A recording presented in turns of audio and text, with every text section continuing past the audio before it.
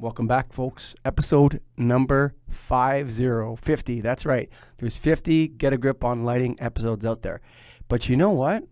There's a whole lot more than 50 that we recorded. Oh, yeah, baby. There's a ton of episodes out there, Greg, that will never see the light of day. Do you agree? Other than for you and I agree. We saw. Yes. Yeah, and a lot of them were recorded with our buddies in NAILD, the National Association of Innovative Lighting Distributors. Just sitting around the table with a recorder and relaxing, drinking a couple beers and just talking about the industry. And so finally, after many deletes and many non-published episodes, here you go. What are we calling it, Greg? The Scrub Roundtable. This is the Scrub Roundtable of episode 50. Bunch of lighting scrubs. That's right. Yep. And we'd also like to thank Keystone Technologies, because guys, without KEYSTONETECH.com, baby, without KeystoneTech.com, I don't know, Greg. They really supported us in the beginning, so we thank Ira and Fred and Josh and everybody down at Keystone for supporting this show. So this one's kind of dedicated to NAILD and Keystone, and that, this podcast is the official podcast of the National Association of Innovative Lighting Distributors. Everybody on the table of this podcast was a member of that association. So this is how we started it. Greg, what do you got to say about this thing? I would say they were and they are currently members of NAILD. A lot of them are board members or presidents, or in my case, past president. We got the incoming president, the current president. In my case, kicked off the board for causing too much trouble. But yeah. Yep, another guy who didn't want to get on the board. But we had a great conversation, and it was something we've tried, as you mentioned, over the years. And a couple of our initial ones were with those guys, and we didn't quite get them out. But we thought this one was listenable, if that's a word. Listenable. Okay, there you go. So, folks, liking my new mic stand, all you YouTube viewers out there, that's right. You can see my face for once. Woo! Episode 50 of the Get a Grip on Lighting podcast. Hey, folks. Welcome back. Get a Grip on Lighting podcast. We are here at Light Show West in Las Vegas. That's right, folks. I'm back. I'm recording on the road again, and I'm with some of my friends. We got Greg Ehrich, the co-host here from Premier Lighting. We got Spencer Miles of Pacific Lamp and Supply out of Seattle. Say hi to everyone, Spencer. Corey Schneider, the president of Lighting Unlimited. We got Brian, the adventurer from Adventure Lighting, and Josh Brown from KeystoneTech.com. Go to Keystone Tech. That's right. So, guys, Greggy, you said you had some questions for us. We're going to have a little bit of a roundtable session here, and hopefully we put this show out there. So what do you think of Light Show West? You've been to every trade show there is. Yeah, we hit it for a solid half hour or so today. And, it was all right. It looked like every other light show we've been doing. Just smaller. Yeah. But a little more personable.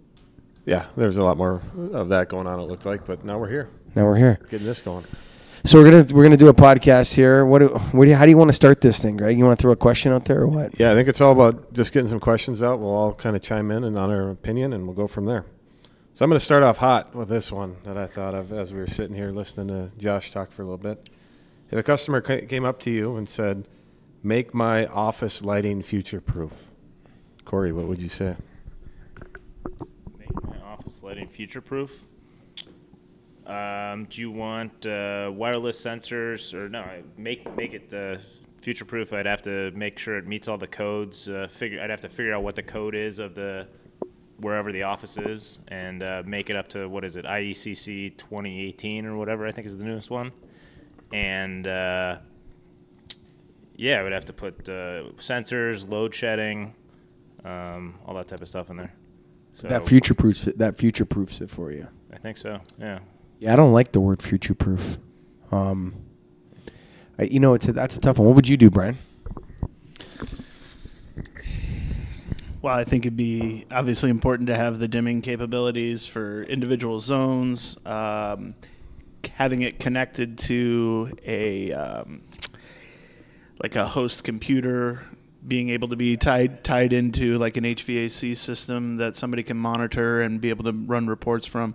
If somebody wants to be future-proofed, my assumption would be is that they've got the money to spend and they're ready to spend it on doing it the right way. What is the right way? I think that's the question, right? Well, I mean, and that's the answer I'm giving is, if I had an unlimited budget or the ability to get exactly what I wanted in my, 100,000 square foot office building with 40 offices and a bunch of cubicle farms.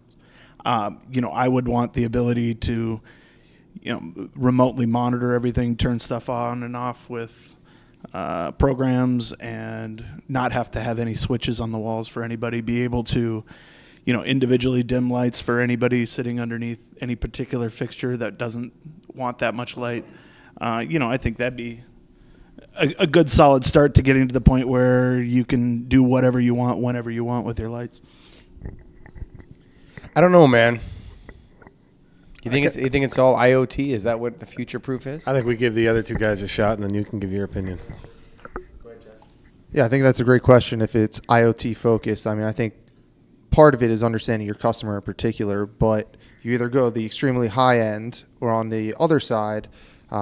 I think going to bypass tubes provides the future ability for someone to easily change out the lamps to the lower energy efficiency item without having to spend a lot of money on labor.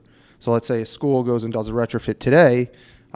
You're selling it on a 10.5 watt bypass tube. The wire's already adjusted. You're doing the labor today. 10 years from now, maybe that tube is 5 watts, 3 watts. And you don't need an electrician to go in there and do that. You can just go do it yourself. It has a lot of long-term viability, future-proof, whatever that means. Who knows what the next 10, 15, 20 years, who knows? LED may not even be the product, but making the assumption that it is, I think going bypass tubes gives you that option down the road to very easily upgrade without a ton of upfront costs. It's more in line with what I was thinking. How about you, Spence? I have a completely different approach on that, and my answer would be there is no way to future-proof your lighting. That's a good answer. What I'll do is I'll make your lighting not be a hassle to you for 10 years. I'll fix it, may save you money. You're going to save, cash flow. It'll work, get what it's done. But I liken it to TVs. Do you have the same TV today you had 10 years ago? Lighting's not a consumer product, though, man. No, but it will. It'll eventually. You think it's so? It's the same type of thing where our technology is constantly evolving. Did anybody know what 4K HD was, 4 years ago? I don't know what it is right now. but that's my point. But the point is this, though. But a TV is something people engage with in a way that is lighting. They don't engage. Lighting is just an after effect. It's like something that happens deeper. So it's not a consumer product. That's my point. It's like there's something different about lighting than there is from electronics. But it's not like your phone. Future-proof your lighting. I agree with you. Yes. I can't do that. But what I can do is help save you money today, next 5 to 10 years. And I also want the customer, right? Yes. If I future-proof it, he's not a customer anymore, or she. So you're talking about no, I would always do what's best for the customer. I would say that and I think you're the same way. I think you would always choose the best choice for your customer. Absolutely. Yeah. It's like, be realistic. Stuff burns out. If you can, like what Josh was saying about the T8 tubes, if you can replace it with something that's $10 or $15 in a couple of years, that's pretty future-proof to me. If something better comes along, I think it is. I think T8 LED tubes and those LED tubes are about as future-proof as you can get, Gregor. Sorry, I'm interrupting everybody. No, that's right, it's my man. show. That's what kind of what I was getting at is that I don't think you can future-proof anything. I think the term is thrown out there. A lot of people bring it up, but I don't really think there is such a thing in lighting because we don't know what the future is going to be. So, what was that? It was a trick question. It was a trick question. I had to start it off with a trick. Your tube thing's not going to work if the building. You have to speak into the mic if you're going to be on the show. Your tube option's not going to work if they change the code and they do a retrofit somewhere else in the building, and they have to put in controls by the code. You're screwed. No, but if they change 10% of the building, they have to change 90%, the other 90% on some of these codes. So that's you're putting your customer in a bad spot if you just do bypass tubes and you don't do controls. So I think it's all about having the capability to do things in the future with the lighting, and that's some of the issue I have with like a lot of the purpose-built stuff is once you do it, that's what you're stuck with unless you replace the whole fixture, and that's always the most expensive option. So I think there's some midterm retrofits you can do where it kind of takes care of that. But I don't think we all know that answer yet. So What's next? you can't future-proof lighting. Can't. No, you can't future-proof anything. No one knows what the future is. All right. Next thing I want to talk a little bit about is the purchasing process. I don't get a lot of it into that in my company. I do more sales side, but I know some of you guys here are really into the purchasing side. And how important back-end rebate programs or year-end rebate programs are to you guys in your purchasing decisions? Who wants to start that one? Spencer.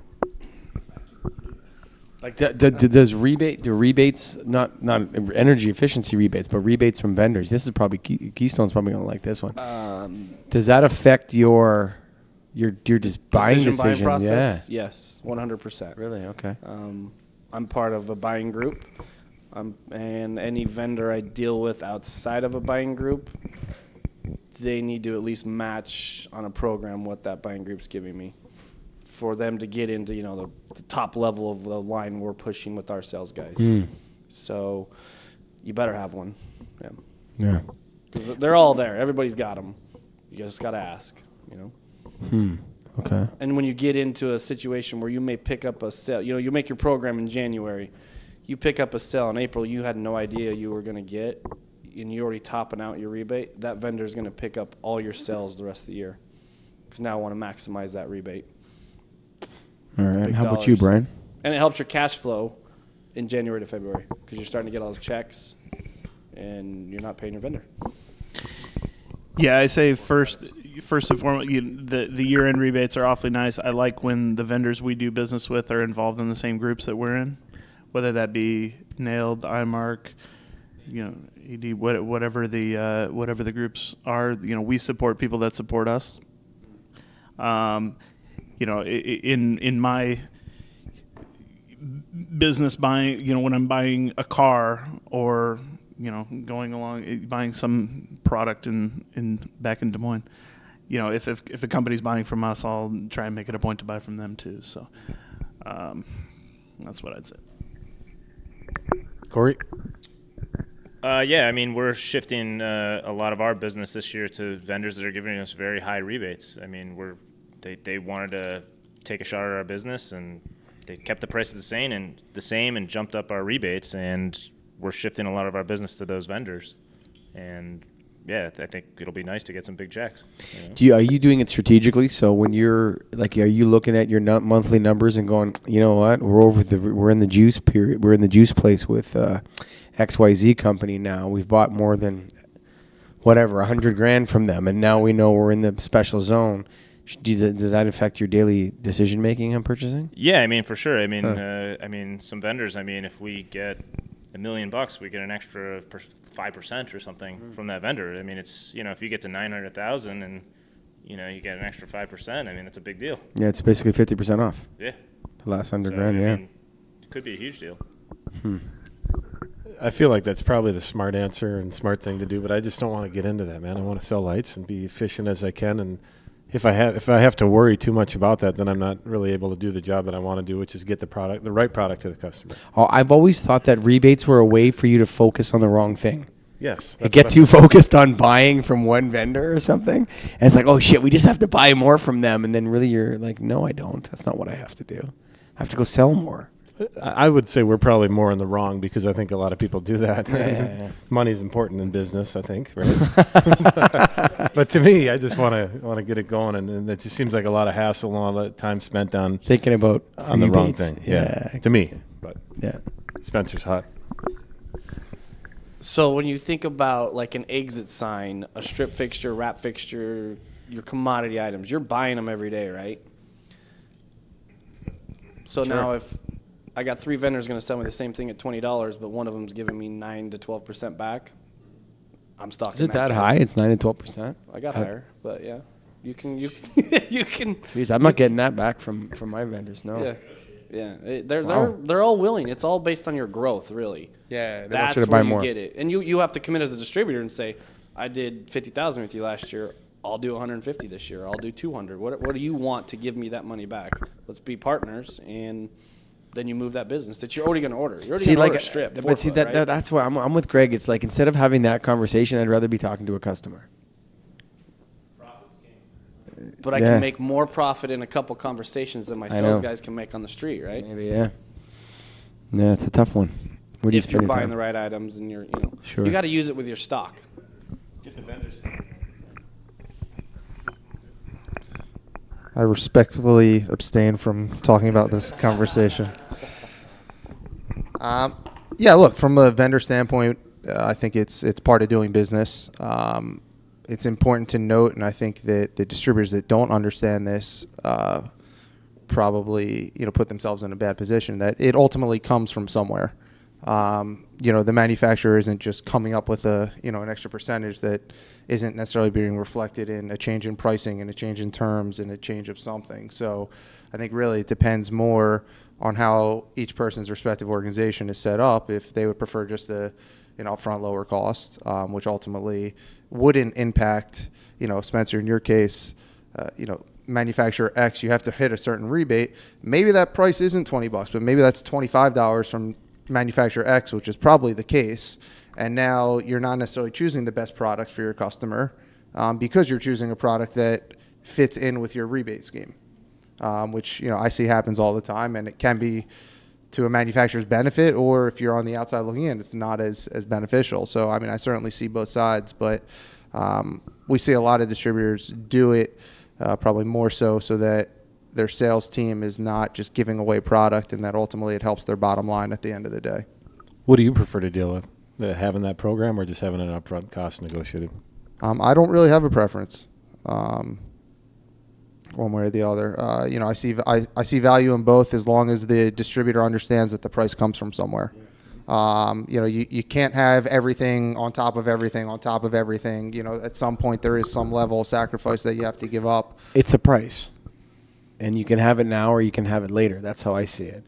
Yeah. So if there's rebates on the table, it's because we haven't negotiated the price correctly. You understand what I mean? It's like this is what I mean. I think what these vendor rebates do is they get you focused on the vendor's business and not your own. Does that make sense? It's like now you're focused on buying as much as you can from a vendor instead of selling to your customers the right stuff. And I think your point is apt. It's got to come from somewhere. It's not magic. If you're giving a rebate back, it's a price. That's it. So it's a tough one. What do you say, Greg? What do you got? Next hot topic here is talking online business and how that's affecting our individual companies. I know that Amazon is a hot topic, but there are online retailers. You can find pricing on just about every product out there in lighting on the website somewhere on the internet. Sure. So how is that affecting your guys' business as a process and what you go through? Well, let's start that one. Corey? What was the question again? How is online... See, this is why we can't put these podcasts out. This is why, we try to, every time we try to record with these guys, listeners, they act like idiots, like doofuses, and then we can't put the show out. So if you're not listening to this right now, it's because of Corey Schneider. Doesn't take it seriously. He's not listening, folks, and he wants to come on my show. Okay, so online. Okay, so the first thing I would say is how many of you guys have transitioned your customers into being able to order from a website as opposed to calling the order desk? Have you done that yet, Brian? So we have the ability to do that. I find that we haven't probably put in enough work into our website, the search terms and what have you, in order to make it easy for our customers. And by we, I mean me. But the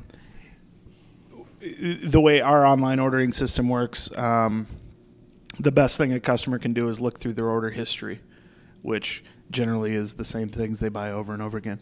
And we offer the online ordering system to the customers we have that buy the same stuff on a regular basis. So those kinds of people are ordering, a couple boxes of T8s and a box of ballasts, and we move on. But at this point, that's not preferred by you or them. You would rather have them call in the traditional way? Is that easier for you still? I would say that I want them to do whatever they want to do to make it easier for them to spend money with us. We can do whatever they want. I would prefer they call in and make an order so we can have a conversation with the guy about his day or whatever. But if it's easier for them while they're walking out of an audit they just did, or looking at a shelf in their warehouse and say, I need 10 of these, 10 of these, and 5 of these, and puts in an order on their phone, then, we'll take the order any way we can, right? I'm going to make another comparison to the consumer market for you. When you buy a car, do you just go online and purchase it without ever seeing it? You research, right? You find out what you want. Then you go to the dealer to buy it, right? Yeah, but again, you're talking about a consumer product again, at dude. the dealership. The lighting industry is similar. You can't buy everything online, right? You can't go to Amazon. I think you can. You can if you I think want. you can, actually. And I'm sure you guys have heard the same thing I've heard from my customers. Oh, I bought that online. It didn't work. Well, duh. You didn't talk to somebody who had knowledge and would have told you, oh, that's 6, not 8 inch. Or that's the wrong Kelvin, that's the wrong voltage. I fully believe our industry will continue to be that way. Online will be there to kill our margins. That's always going to happen, right? Everybody's going to price check you once you give them a product code. They can Google it real quick, see what the price is. As long as you're not gouging, you should be good. But you still need the knowledge of a salesperson if you're going to do a full lighting package. You're not doing lighting packages online. They may buy their MRO, they may buy some cheap stuff here and there. But as long as you prove the value when you're doing everything else, their controls, their outdoor lighting, whatever it is, you've proven that, they're going to buy their day-to-day from you too. There's the lighting business has changed so much since I started in it. Like I used to just, can you drop the F-bombs, man? We're trying to record a show here, Spencer. That's a fact. Oh, I thought you said that's F. Oh, it's like, oh, God. Okay. So, no, but I mean, it's when I started, it was really selling MR16s and F40 T12 cool whites and all this kind of stuff. And you were just selling light bulbs. And now it's gone from that to be who can provide the best service, who knows the most about this now. It's really changed to a knowledge-based industry now, really heavily. And there's no agreement on, what is the right thing. It's, us as lighting guys, we're really just learning as we go and maybe we're a little bit ahead of the curve or whatever it is. But right now everything is so wide open in terms of technology and what they're going to learn in the next 10 years in lighting. If they can figure out productivity gains and really figure out the health effects of lighting, that's going to be worth a fortune to us. Like if they actually come up with something that works, like it actually works, like it actually does. Yes. If they can have that, there's going to be a fortune to be made, dude. And if you're the person looking for that, where do you go? Nobody knows right now. Nobody knows what the right thing is. Yeah, you're not going online. I would venture to say. Oh yeah, for sure. Yeah. For sure you're not going online. That's a good point. Then you're going to Google lighting distributor, and then our names are going to pop up. Maybe. Corey, you have any comment on that now that you maybe know what the question is? Yeah, I think you can get a light bulb anywhere. You go to the grocery store, you go to Home Depot. People come to us because we sell knowledge. And how to install it. But that's new. What do you mean? Was it always that way? We go to Home Depot, Lowe's, Ace, all those companies, and we go down the aisles and we give the guys flyers and say, hey, when the guy comes to your store and then you only have 200 SKUs and you don't know what it is, send them to our place and we'll help the guy out. And we have guys coming in with flyers. Hey, the guy at Home Depot told me to come. You got the solution because they can't figure it out. And the guy at Lowe's, the guy at Ace, every day. The guys actively pass out our flyers. Yes, that's amazing. So, I suppose they don't have the resources to go get what they want, but they don't know where to look. They don't know where to look. And so we get other distributors in town that are full-line distributors sending customers our way because they don't know what they're looking for. I cannot believe that they do that. Yeah.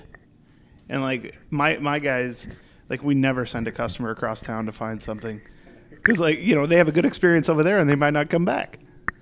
So, Josh, from your standpoint, some people actually want to help people, eh, Brian? They actually care. I know. Now, from a manufacturing standpoint, you have different price levels for your distributors, and they have the capability to advertise whatever they want online. Do Do you guys ever get involved in controlling that and tell somebody, hey, you shouldn't be selling Get that it for off low, Amazon or something like that? Interesting topic. There is the concept of map pricing, which is mandating to online distributors the advertised pricing that they can put on there. In this changing environment, I think that map pricing is only relevant if you can police it properly, and you can update your pricing properly to make sure that whatever price you have established as an advertised price is realistic and is helping not only yourself, but more than anything, your distributor partners sell the product. Because if you don't adjust your pricing accordingly to the market, then it'll either be too high or too low, and it has the potential to have negative effects one way or the other. So, we are certainly very mindful of that.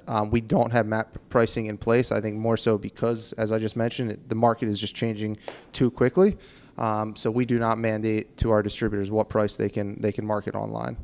I know other distributors or other manufacturers, not only in this business, but other businesses do that, where I think the product cycle is a little more stable. But as quickly changing as this market is, we've opted not to go in that direction. Does that address your question? It does, yeah. No, that's good. So does anybody market items, I know, Michael, you do, on Amazon that are, overstock items or stuff that hasn't moved, anything like that? Yeah, I mean, Amazon.ca is different than Amazon.com. There's definitely more available and more competitive on Amazon.com. But yeah, if you're sitting on old light bulbs, put them on Amazon for sure. So I've run into where I've tried to put. Can I mention a manufacturer name? Sure. So where we'll try to put like a Philips SKU of something that and they won't allow it. Well, you have to have, before you can create something on Amazon, you have the item has to already be created on Amazon and approved by who made it, or you have to put it up in a different way. So you can't put their product code, but you can put something like it, and you can do it. But it's not illegal. It doesn't. You just can't use their brand, right? Maybe spell the name wrong. So that would be one way to do it. No, but I mean, yes, you have to have approval from the manufacturer, but it's a good way to move most of the SKUs. If you have a couple boxes of F96 3500K, say, or whatever, if you put it up on Amazon, it's likely to move. Someone will buy it. They'll find someone who'll buy it. Yeah, but you got to remember, Amazon gets to take all your information. They probably know more about the lighting business than we do now. I'm not kidding you. They know all the lights that sell, what's selling, what's popular, what isn't. They have all the information. Amazon is like a shopping mall, but imagine if you were a shopping mall and you owned a shopping mall, and then all of your tenants were paying you per transaction, but then also you got to know the ins and outs of their business, and then you only sold the stuff that was really popular. That's what Amazon does. Amazon will put up their, if they find a product's super popular and profitable, Amazon will start selling it. Amazon itself will become a vendor for that product and undercut you, and they don't pay commission to themselves. So it's kind of unfair the way Amazon operates. They shouldn't be allowed to be a marketplace and compete with you. The government should regulate that. They should stop Amazon from competing with its own vendors. That's what most people don't like about it, is that you're actually in bed with the enemy when you're dealing with Mr. Bezos. There you go. Now on to another topic here on rebates. Just kind of getting a feel. We're all cover different parts of the country or other countries. You're talking about energy efficiency rebates now. Yeah, wherever you're from. So just kind of get a feel for what our individual markets are looking like. Are rebates staying steady? Are they decreasing, going away altogether? And what happens to your business as that change comes through? So I'll just chime in on from my standpoint first is on Minneapolis market. We have a lot of rebate programs, and for the most part, they're staying pretty steady, but I have seen next year is going to start declining some. And I'm welcoming that to some degree. I think they're overpaid a lot of times, overfunded. And then they run out of money. We have had a number of programs in our area that ran out of money in May for the year already. So all the people that tried to do something for the next 6 months didn't have any money to do it. So I'm for rebates declining. I'm not for them going away altogether. I know we've had some discussions on that because it does help our business for sure. But I think it's just something that needs to be there but not be focused on as much, and that's kind of where I'm hoping it's leading to. But so your Corey's Market rebates are gone, right? So there's 2 utilities, and the main one ended their program October of last year. So they said it's only for schools, no other vertical. So like general market, it's gone. Wow. Now there is another program in town. It's like 25 cents a kilowatt reduced or a watt reduced or whatever. Yeah. But we're not doing as much with them. Yeah. So but it's a smaller territory. So, you've obviously seen your business be reduced? Yeah, it definitely affected us, but I think in the long run we'll be better. But we overstaffed based on there being more rebates. what do they state their reasoning for getting rid of the rebate program was? So they're saying that Arizona has a lot of solar power. So they said when they were reducing the load, they noticed that between 4 and 8 p.m. was the peak hour where people were using the most electricity, Sure. and they really want to cut. They called it like the duck peak or something, and it has to do with they want to put in electronic vehicle. They move the money towards electronic vehicle charging stations. So when people go home, they're plugging in their cars, and that's eating up a lot of the electricity. So the overall funding of a rebate program is there. It's just not for lighting. So they don't believe in it for lighting. They're shifting it to electronic vehicle charging stations. Do you think it'll ever come back for lighting? Maybe for controls or something. But they said, the prices are already low enough that people should just do it. Paybacks are there. You don't need the rebate. You don't need the rebate. How about you, Spence? Well, we're in a pretty progressive market, so they're still alive, but most of them are all based on controls now. How you're controlling the load rather than what the load is you're saving. Like you have to do a control to get a rebate? You have to do it, yes. And is a control as simple as just an occupancy sensor in the wall? Sometimes. It depends on your space, the vertical, all that. Those come into play. And what they did with Josh made a good point. So you're in Arizona. Corey was just talking about Arizona, and Spencer's talking about the Pacific Northwest, basically Seattle area. Yeah. So carry on, though, yeah. But, they moved most of your commodity stuff to downstream programs, off invoice, small dollars. Nothing that helps move the needle as a distributor, but it's there, it's nice, and you have it. And it's good to start the conversation with the customer. But mostly, I foresee the next 3 years will all be control based. Yeah. But this is what I don't understand about controls are the most difficult area of lighting to actually figure out how much someone's going to save. It's like controls. I don't know. I don't know if they, Data logger.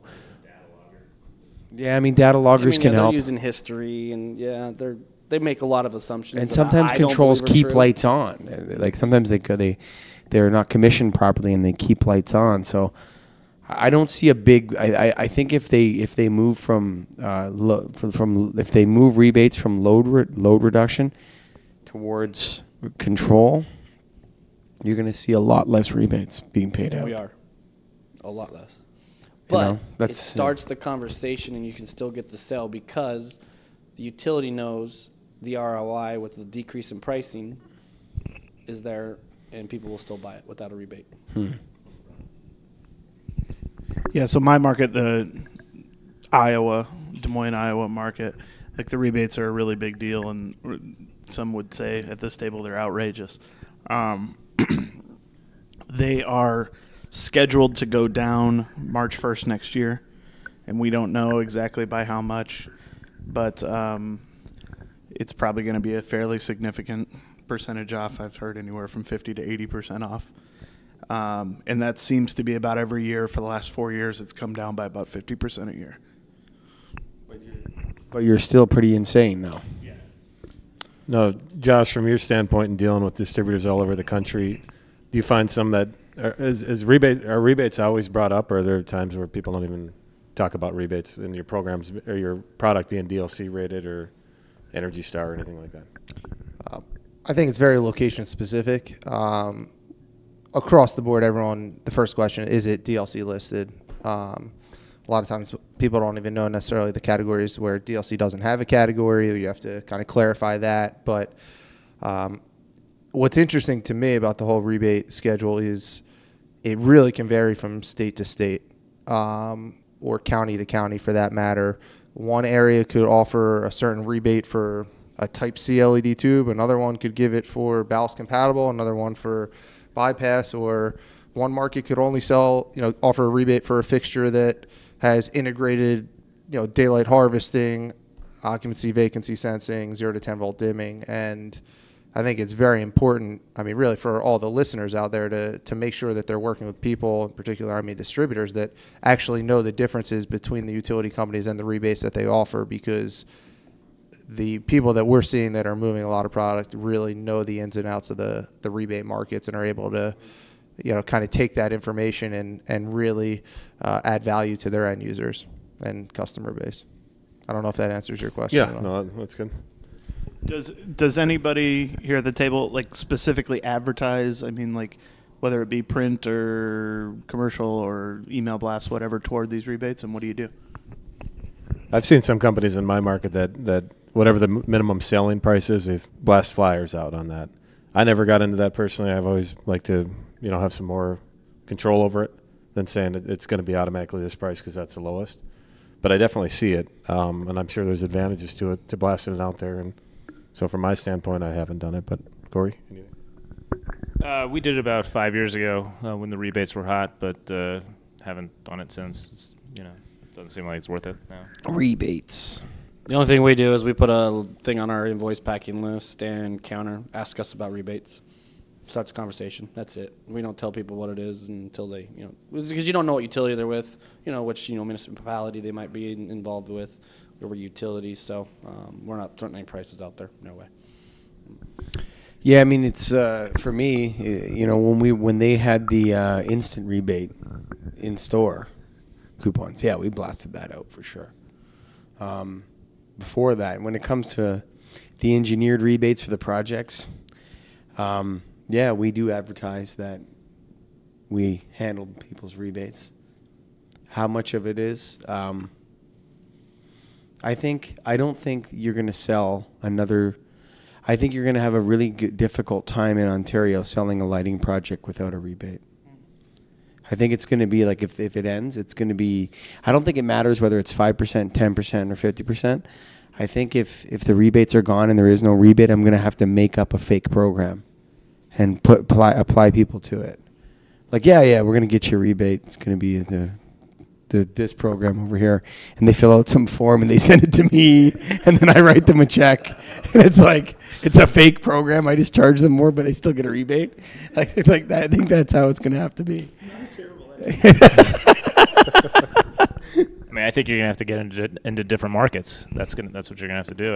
You can't be a retrofitter forever. Once everything's retrofitted, what are you gonna do? Yeah, it's true. So you got to get into different things.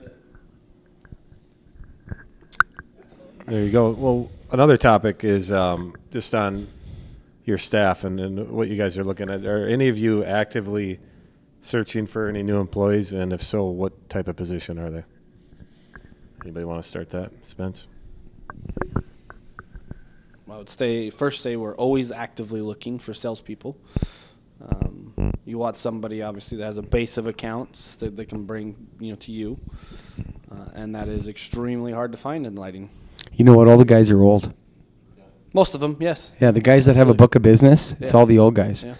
And they, you know what? A lot of them come in and, they sell. We have a lot of guys that work with us that, they sell toilet paper and they sell, whatever. Like for businesses, for buildings. They sell in toilet paper. They're bringing them cleaning products and light bulbs, right? And it's, all those guys that work on full commission like that had a book of business, they're all over 50. But let me ask you this. Is it worth hiring them for 10 years or 5 years, whatever it may be, to get that book of business to then maybe flip it into a younger salesperson who then you can hand the book? Because that's my biggest constraint. I find young people, I find the younger the generation, it takes you a good couple years to build relationships with people.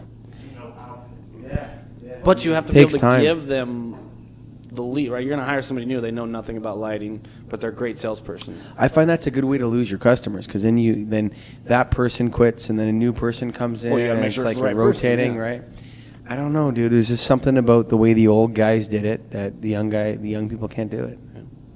I don't know what it is. But see, that's why I find value in hiring maybe that older guy for 5 years. Let him be around your staff. Mentor somebody younger, Sure. and have that book of business that when that person decides to retire, you can hand over.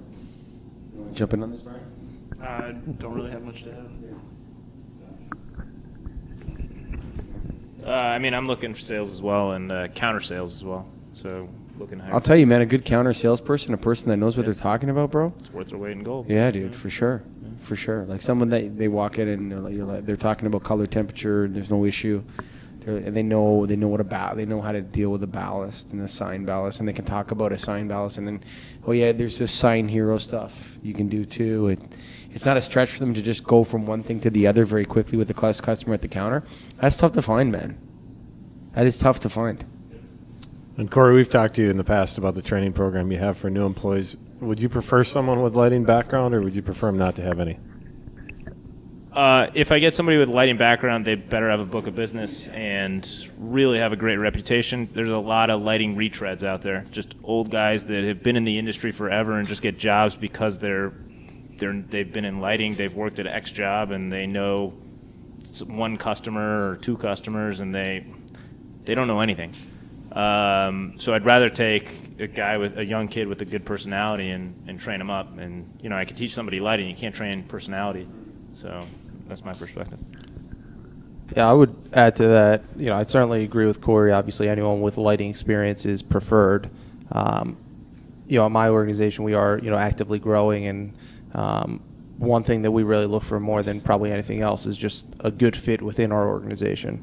Do they share a similar mentality of how we go to market, of bending over backwards, and as crazy as it sounds, I mean, just doing what you say you're going to do. Dude, that's so crazy. Greg and I talk about that all the time.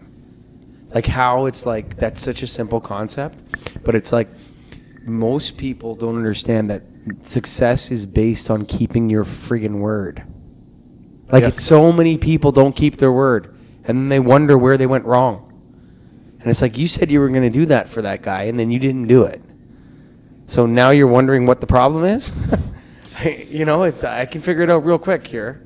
You said something that wasn't true, and now that person doesn't trust you anymore. You know why? Because that's how the naked ape works. When you lie to the naked ape, he doesn't trust you anymore. That's how all. And it's shocking how people don't know that. It seems very simple, right?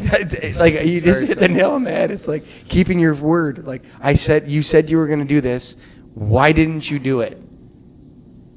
Oh, boo, bing, bong. I had this other excuse. No, dude. That's why I think it's interesting how rare that quality is. And then when people say, well, how come this person is successful? Well, because they work hard and they do what they say they're going to do. It's pretty simple, actually. Yeah. I mean, I personally, started in the industry with absolutely no lighting experience. So, I might take a little more open mind than others, but, I love getting new people in the industry if they have that drive and that interest in learning. In many cases, they can be more powerful than someone that, Corey, to your end, has been in the industry, done things a certain way for so long. And, I mean, the industry is different than it was before. You're calling them retreads or whatever. Yeah.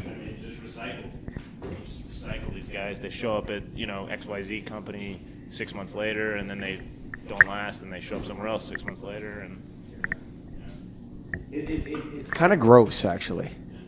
There's something about, I hate to say that to disparage people, but it's almost like you have this person who worked for you or whatever. Then he moves to another lighting place. Then he goes to another lighting place. And it's like, how many different, like, it kind of gets gross after a while. How many different people are you going to go and try to sell for? There's something about it, a retread kind of idea that I agree with you, man. It's tough. It's a tough one. What's the next question there, Greg? I'm kind of out of the ones that I wanted to start with. We want to pass it around and see if anybody else had any. We talked before, and see if there's any questions you want to start with. So, Spency. So you guys have probably been getting all the emails I've been getting the last 3 months. Everybody's price is going up, right? We're tariffing it, whatever. Two-part question. What are you doing in your business? Are you pre-ordering product? I mean, how are you quoting it to begin with? That's a hard part. A project that may be next year. And what do you think of the tariffs? If you go to getagriponlighting.com, or you go to Lights Head on Light Magazine, you'll see there's quite a few shows on tariffs, Spencer. So we were expecting you to be a little bit more of a listener to the show. All right, go ahead, Corey. Yeah, we're going to raise our prices. Raising the prices, yeah. You Why know, the not? people will pay more. Why not? That's it. Right now, I'm at the point of I'm going to find somebody who's not playing the game. You know, I'm going to work with a manufacturer who's going to price it right. Sure, they can say they're going to raise it. But I'm going to wait till January when it really kicks in. With Greg, you know what's weird? With Greg, it just seems like he thinks it's crap because it's just a distraction from what really matters. You know what I mean? It's like, don't make anything up. Stop making up stuff. Just get back to selling lights with me. Like, that's how I kind of feel like you feel about it. Yeah.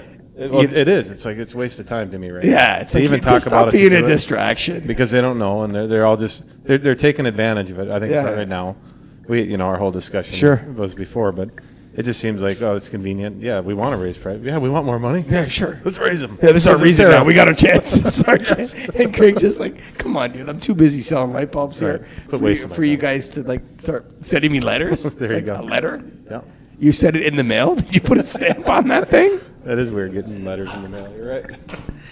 Yeah, we're probably with Corey. Like, our prices will have to go up as well. I mean, we can't eat it either. No. No, and any. Hang on, you need to speak to the microphone. Why wouldn't you pre-order to make 25 extra points? Free. I would hold inventory for a year to make 25 points free. But 25% of your money on a year, Well, you're not getting that anywhere. Yeah, that's true. It depends on the product. True. Depends on the situation and how quickly you can turn it around. I mean, I've been as playing far as, I've been playing a lot of table games. I can't make 25% here. So, yeah, let's say you make 25%. Speak it to the mic. Speak it to the mic. Let's say you make the 25%, but then in March, Trump says, oh, yeah, the tariffs are gone. Then you're stuck with all the stock. I mean, it's a big bet. I would call my vendor and say I need a credit. But So, I doubt then that the price is going back down. I do too. I don't see it. I think your point of they're all playing games. We can raise. This is an excuse to raise our price, right? I think that's a vast majority. The feeling that nobody has the same exact percentage increase, time frame increase, and nobody seems to have any clue of what really is going up. It's all BS. And nobody's willing to talk about it. We've asked several manufacturers to come on and discuss Yes. it. Including I don't one think in the they know room. either. Honestly, I That's don't think right. they do. So That's why why can they're they raise taking it the if they don't know? opportunity. And as a it's a distributor, distraction, guys. It's a distraction. but as a distributor, you don't care that prices go up. Inflation's good, right? It means all of our prices go up. We make more money on GP. We make more dollars. But I think what Greg's pissed off about is that he's like, it's almost as if Greg feels like, stop bothering me with nonsense. But I see it as Like, an opportunity to make free money. I stock in, let's say, 100K. I take 100K line of credit out of my bank. Let's say the bank's running at prime right now. It's 5.25 plus. Let's say you're about 5.5 right now. Yeah, but you still have to sell that stuff, dude. In a Like if you year? bring in inventory. But then I'm gonna in my computer system, it's gonna have that day's price, which is Yeah. 25% higher than I paid for it in October. Do you track it that well in your system? Well, it's You gonna have go real it will go time- onto your payables. Hang on. versus- You have real time. Your accounting system is giving you the real time price of a product rather than what you paid for it. No. Yeah, well, it's giving what it costs today. It's what replacement cost. What it costs to reorder it today. That's more sophisticated than mine for sure. Okay. What about you, Corey? You seeing what it costs you today? Or you seeing what you paid for it? What I paid for it. Yeah. Like I don't have it anything in real time costing. No way. Future price, what it is today. Oh. Okay. What's next? What's next? That's definitely a. Do you want to jump in on this, Josh? The vendors are doing it. They're doing it to all of us. Yeah, you gotta speak it to the mic. I told you a couple times. All the vendors are doing this to us. They're raising all of our pricing 10-1, 10-15, 11-1, 11-15, 12-1, whatever they're going to raise the price. They have hundreds of thousands, if not millions of dollars of inventory already in the U.S. that is not being tariffed. Why are they doing that? To make record profits. Why aren't we dipping into that as distributors? You know the big guys are. You know Rexel's placing an order, right? I mean, they got to be 7 digits. They're all going to do it. So smaller guys, who we all probably rely on a line of credit with our local bank, why wouldn't you? I'll go rent a storage shed. It's risky. I mean, it's risky. It's a lot of $100,000. I mean, it's a lot of risk. I mean, what if the price changes? What if how do you know if you're going to sell it all? Keep the mic here. Has the product changed at all in the last 6 months on any of this stuff? No? No, you're buying some solid product. Nothing changes in LED, huh? So what do we? It's you know what? The white devil. The white devil. If the devil was a white man, he'd be called Spencer Miles. We're not cutting that. That's going to go onto the air, buddy. You know, we're going to start live streaming the show, so it's going to be just uncut. But you know what? The idea of it's. I think your position on it from the beginning that you thought it was a distraction is the best. It's true. It's like that's a distraction. You know, whatever. So we'll move on to the next topic. What's the next question? Josh, you got a question for the crew? Brian Huff, the adventurer. What do you say? What are you doing in your business to minimize your tax burden? I set up a trust. So there's a Michael Colligan family trust, and I pay myself through a trust. And my children are beneficiaries of the trustee, like beneficiaries of the trust. So that allows you to do stuff. I don't know. It's probably similar in Iowa, but I mean, you have to get to a point when that makes sense. So yeah, I would say that setting up a trust is a good way to do it. What about you, Greg? I just sell light bulbs, remember, guys? I don't get into all this stuff really. But to minimize taxes, you just pay yourself more, don't you? I mean, you end up getting taxed personally, but if you want to minimize it for your business, just pay it out. See, money bags Ehrich. He's got so much money that he doesn't care. He just swims around in it. It's like, oh, that part's for the government over there. My lord. We did EPACT 179D jobs. We did a job last year. We got an $800,000 tax deduction. Come on. So you got to use it on your corporate tax? I didn't take the whole deduction, but or your personal tax. It flows through the corporation. To your personal tax. So Come personal on, tax. man. That's amazing. So you can if you do a EPACT 179 job for a government entity, you can take the tax credit. Take the tax deduction. It's a deduction, not a credit. You guys had that energy tax guy on. Yeah. That's legit. It's legit. You could go forward and backwards. Wow. I think backwards 3 years and forward 20 or something. Wow. And so you do one job. I mean, I got a surplus of tax deductions. Sure. You're going to be good for a couple of years, yeah. I mean, I split it with my dad, and but it's still. Sure. Wow. That's a lot. That sounds a lot less. That sounds a lot better than the Michael Colligan Family Trust. That pile goes to the government. This is my pile. I'm more of the socialist in this room, I guess, as I reinvested in the people of our company. Oh, shut up, man. I'm dead serious.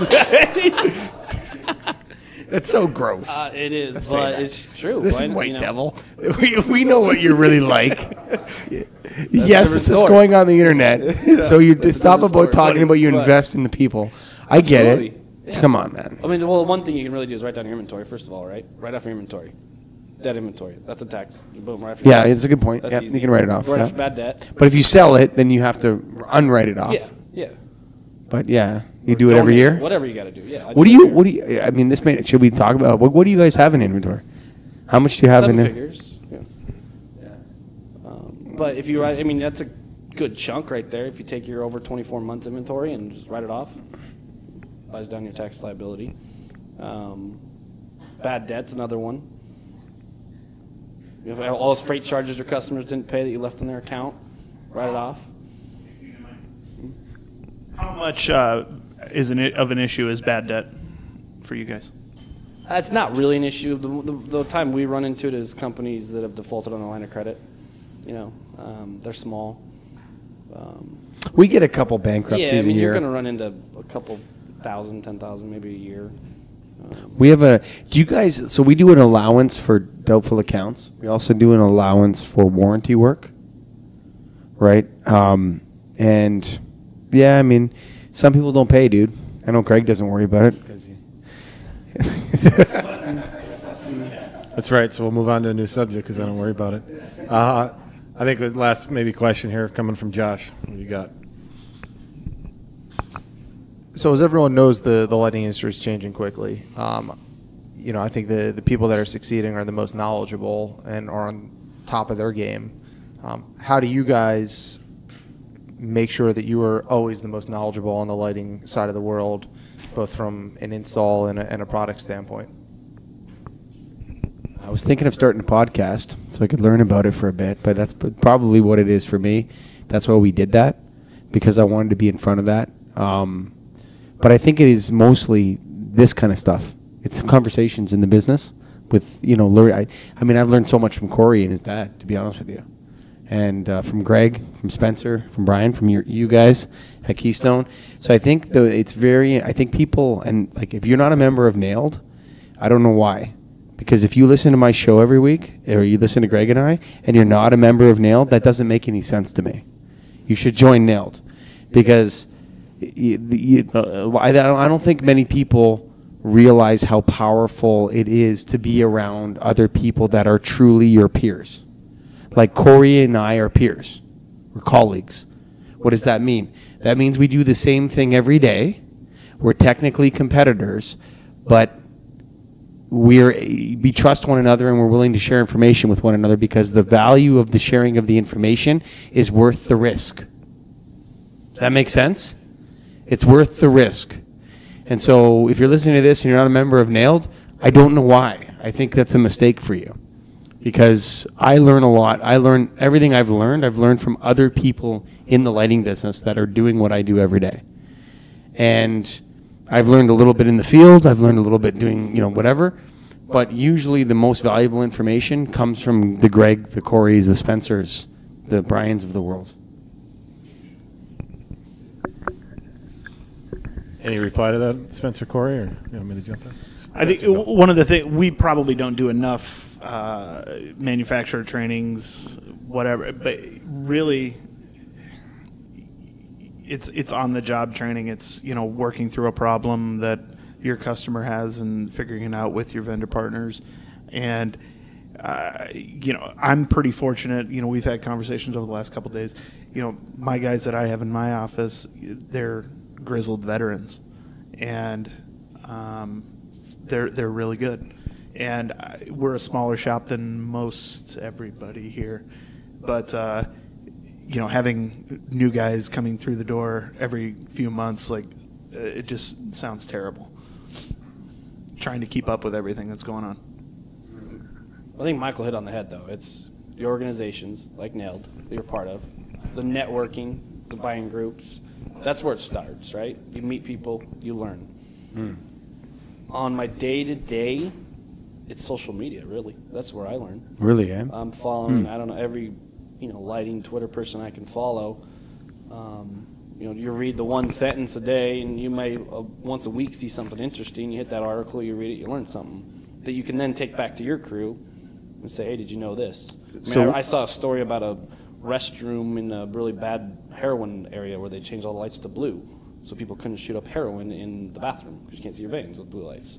Very interesting. I had the same issue come up, no shit, and about a month later I said, let's put blue lights in your bathroom.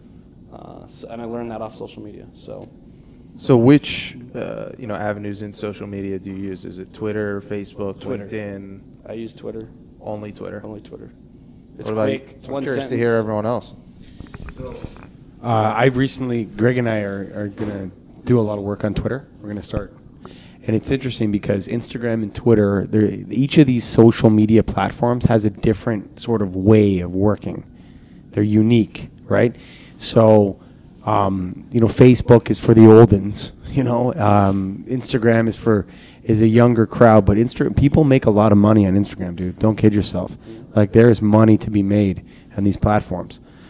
People make money on Twitter. So I think Twitter is really the most suitable for the lighting business. I think it's the most likely candidate for, you understand what I mean? Where we're going with this thing is on Twitter. Does that make sense? Yeah, you get the alert on your phone. It's usually a sentence. If it interests you, you click it. You read the article, and they can reach you immediately. And if you have a question, you can direct message them. And usually somebody running that account will answer you or send you to somebody to give you the answer. So I've actually never used Twitter before. For whatever reason, I've held out. But even after here, I might change that. But I personally have found, for whatever reason, the past month that LinkedIn has actually been a great avenue of kind of similar concepts to you, just reading articles that aren't even necessarily lighting related, but just general business topic. You can follow a lot of different corporations, people that might be inspirations for you, just to make yourself a better person in both the business and personal world. But as well, a lot of different lighting situations where similar situation. I saw a hospital in Philadelphia, where I'm from. They're using circadian rhythm to help make transitions for patients throughout the day and night and things like that, which was something I wouldn't have otherwise probably learned about. It's interesting that so we're kind of old with this group at the table here. You're what? You're probably youngest 35, Corey, right? So I'm 41 and 33. 34. There you go. So, but we are kind of old in that realm, right? Of the Twitterverse and all that sort of thing. But it's interesting that I just started on Twitter last month, and I put out one of my videos that I did on PCB ballasts. So we recycle a lot of PCB ballasts, polychlorinated biphenyls, right? Very dangerous chemical. And there's still tons of them out there. Look at me, folks. There is tons of polychlorinated biphenyl ballasts out there. You know why? Because they left them in the fixtures in Ontario. Because it was so expensive to recycle them that people, when they went to T8, they just put the ballast and left the 2 PCB ballasts in the fixture. And it's a real issue. But I put out one of my videos on PCBs, and I was describing it, and I had a whole bunch of marine biologists start following me. It was weird. It was like, and then this one lady who was like a marine biologist, she because in my video, it was a 2-minute video, and it's been watched, I don't know, like 3,000 or 4,000 times. And then I tweeted it out, and I had like hashtag hazardous waste or something like that. And so she watched the video, and then she asked me, what do they smell like? Because I knew what, like, PCB ballasts have a certain smell. If you've been around them, you know what they smell like, right? And so she asked me what they smell like, and this is the beauty of social media. It's like this marine biologist who cares about whales and fish and cetaceans and whatever is tweeting at this lighting guy to find out what PCBs smell like.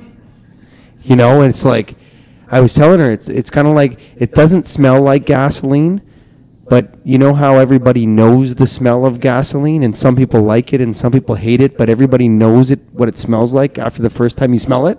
That's what PCB ballasts smell like. It's the same thing. It's like a chemical kind of smell. So we were tweeting back and forth on this, and I thought, this is extremely powerful, actually. Someone with very specific knowledge is helping someone else with very specific knowledge. So on that note, I think, there's an upside to this social media game. Yeah, just to chime back in on Josh's, and we probably close it down here. I think what everybody's saying right now is it's all about communication and how you stay on top of it. You can get that from a variety of avenues and talking with each other. I think in-field experience is still huge. You can see a lot when you're there and talking to a customer. Yeah, for sure. And getting that information, and then also getting it from other people in your organization. So you can do that easily. How we do it is we do weekly meetings where we That's a good idea. have a theme. And we have, each month I have 4 meetings, 4 Mondays or whatever. We'll have one where it's a share meeting. Everybody comes in and shares what they have going on. We have another that's a challenge meeting. Everybody emails a challenge of pictures and says, here's what I've run into. How can I fix this? And we all go round table discussion, figure it out. And then you remember that for next time. Like you talked about, Spencer, the blue light and the heroin. Now I know if somebody's hitting heroin in Minneapolis, I'm going blue light. And yeah. So it's things like that. And then we do a deep dive where we take a certain environment, like a lay-in fixture. What do you need to know about that environment? Plenum depth, everything you need to get into when you're doing a lay-in fixture. And then, that's powerful. Yeah, and then have that. So then as long as people can retain it, and I think that's the biggest struggle for a lot. But you know what? It's not even retainment. It's just like exposing themselves to the process of solution finding. True. That's what it is. That's all you're doing. You're like, this is how you figure out a solution. And like people are like, it's such a I'll be honest with you, it's such a wonderful privilege for your employees to have access to you. I hate to say that. Thank you. No, but seriously, like that's what it is. It's like you have access to solutions. Let's figure them out, right? And then how can you incorporate this into your daily routine so you don't need it anymore? You can find out your own solutions. So this is the Get a Grip on Lighting podcast live from Las Vegas.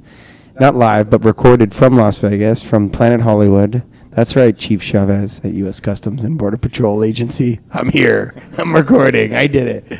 Thank you for listening, folks. And yes, that's Get a Grip on Lighting podcast. Everyone at the table, if you just watch that episode on YouTube or if you listen to it, everybody that spoke on that episode or you see at the table there is a customer of Keystone Technologies. Go to KEYSTONETECH.com, baby. You know what else?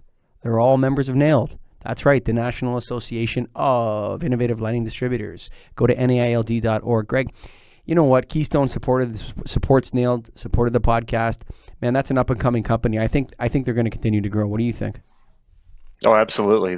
What they are doing is something that I don't see a lot of manufacturers do, is actually listen to the people that buy from them and take those recommendations and suggestions and do something about it. There's a lot of people that listen and say, oh, yeah, we'll think about that or we'll try to figure it out. Keystone, you tell them about it, a couple weeks later, it's done. Not always, but for the most part. And then because of that, you buy from them because they're delivering the solutions that you need to be able to sell to your customer. You know what? It's so funny about how I've always learned from my customers. You know, when I'm out in the field, I listen to them, and you learn from them. And Keystone has really adopted that, which is fuels their growth, which makes them the retrofit kings. Light made easy. Go to KEYSTONETECH.com. And if you've made it this far, you probably realize that the guys in NAILD drink a lot of beer, hang out, have fun, have a laugh. So join the National Association of Innovative Lighting Distributors. Greg, that's what they should do. Everybody should do it. Sign it up. Sign it up, man. So thank you for listening. That's 50 episodes, baby. That's a body of work, Greg Ehrich. That's a body of work. So far. It's just begun. So far, it's just begun. We're just starting to roll. And so, yeah, thanks, folks, for listening. Episode 50, Get a Grip on Lighting.